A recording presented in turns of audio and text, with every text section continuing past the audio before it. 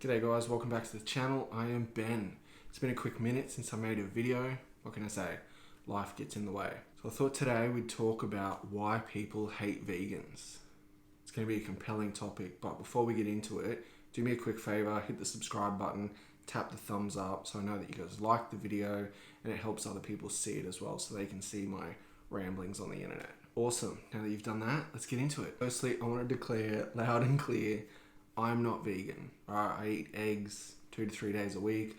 I eat yogurt 4 to 5 days a week, depending on how quickly I get through the tub.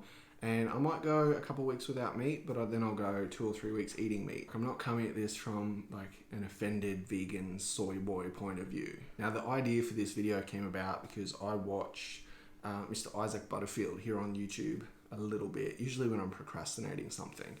I get he's not everyone's cup of tea, but I find him entertaining. Obviously not every single video, but for the most part, I like his videos. I think he's a funny guy. One thing he does, among many different things, is call out vegan activists quite a bit. Whether they're storming into KFC covered in blood and feathers, or they're standing out the front of a butcher shop holding up a sign of a dead cow, whatever it might be. He kind of makes fun of them and calls them an idiot. And like I said, I'm not here to have a go at those videos. They're pretty funny. But it did get me thinking.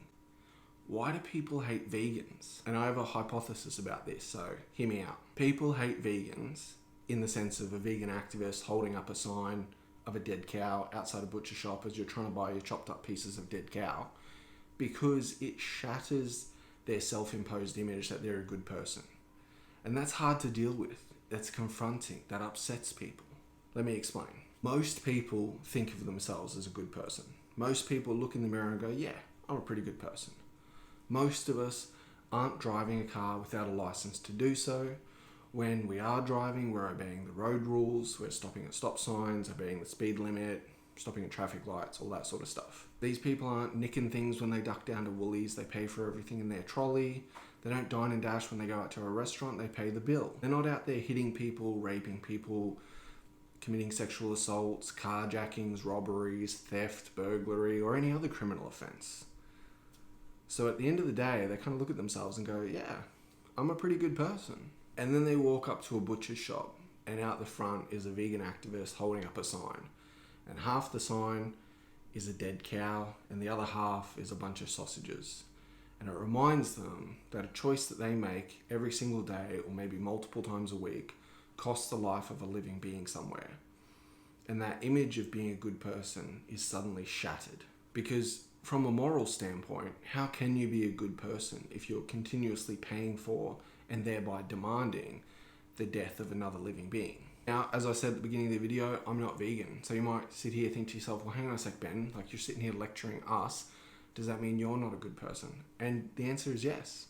Effectively, from my own logic and reasoning, yeah, I can't really look myself in the eye and think of myself as a good person. I live in Australia, a very wealthy country. I live in a large regional town. I can drive to a half dozen grocery stores within 15 minutes. I have access to an abundance of different foods that provide me with the nutritional needs that I require to survive and thrive without the use of animal products. And I choose to consume animal products anyway.